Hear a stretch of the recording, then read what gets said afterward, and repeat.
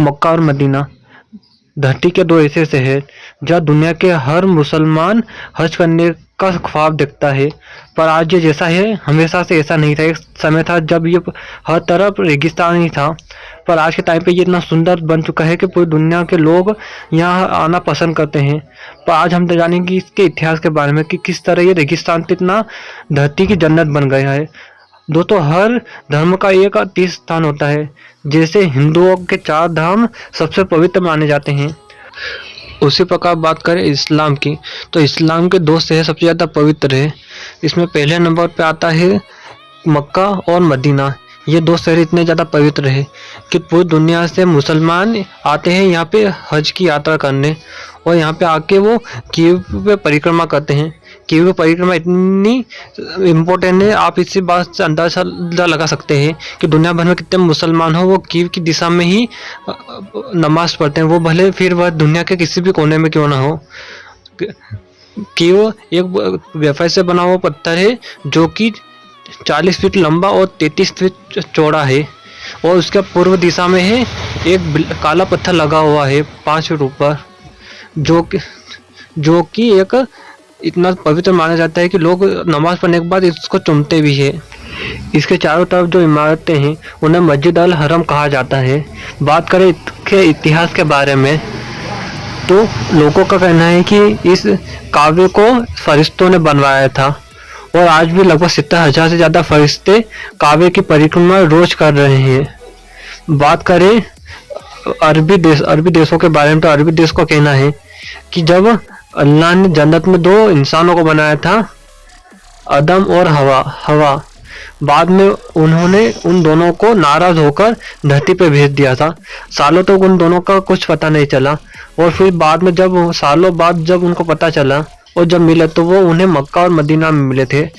उन दोनों के मिलने खुशी में अल्लाह ने वहाँ पे कावे का निर्माण करवा दिया था, तब से वो वहीं पर। इसके बाद एक कहानी और भी चलती थी कि फिर बाद में ये ख़त्म हो गया, और उसके बाद हजरत इब्राहिम और हजरत इस्माइल इन दोनों ने मिलकर इसका वापस पुनर्निर्माण करवाया था, पर ये कभी कुरान में नहीं मिलता। ऐसा इसलिए क्योंकि उस समय ये मोहम्मद नबी से पहले की कहानी है। मुस्लिम मान्यता की बात करें तो जब मोहम्मद साहब ने 620 ईस्वी में जब से यहाँ यात्रियों की यात्रा शुरू करी, तब से इसको मदीना के नाम से जाने लगा। जब 628 से 630 ईस्वी तक मोहम्मद साहब वापस आए, तब से उन्होंने इस जगह को इबादत के लिए कर दिया।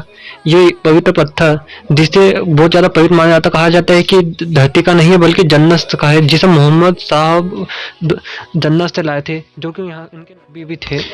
ये भी कहा जाता है कि जब इस पत्थर को लगाया गया था तब ये सफ़ेद रंग था, पर धरती पर बढ़ते पाप के कारण ये काला हो गया। 632 ईस्वी में मोहम्मद साहब ने आखिरी हज की यात्रा करी थी। मक्का मदीना ही वो शहर था जहाँ से इस्लाम धर्म की शुरुआत हुई थी। धीरे धीरे मक्का मदीना के आसपास बड़े बड़े शहर बसने लगे, और धीरे धीरे उन सभी लोगों ने इस्लाम धर्म को अपना लिया। यह मस्जिद दुनिया की सबसे बड़ी मस्जिद में थी एक से, पर इसके बावजूद ये छोटी पड़ने लग गई। फिर बाद में 1950 में इसको बढ़ाकर इसे 40 एकड़ से ज़्यादा में फैला दिया। अब ये 40 एकड़ की विशाल मस्जिद बन चुकी है। ये बहुत अंदर के भी बहुत बदल चुका है। पहले ये लकड़ी का था, अब ये पूरे ग्रेफाइट से बना हुआ है, और जहाँ पहले यहाँ लकड़ी का दरवाज़ा था वहीं इसको बदलकर सोने का दरवाज़ा लगा दिया गया है। एक टाइम था जब यहाँ के जो कपड़े रहते थे वो इजिप्ट से मंगाए जाते थे, पर अब सऊदी अरब ने ही वहाँ के कपड़े बनाना शुरू कर दिया। हर साल लाखों लोग हज की यात्रा करने के लिए मक्का मदीना में जाते हैं।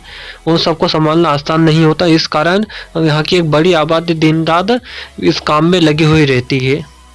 फिर भर वो खाने की व्यवस्था हो या फिर कुर्बानी की, कब उनको कोई दिक्कत नहीं आती हज के यात्रियों को।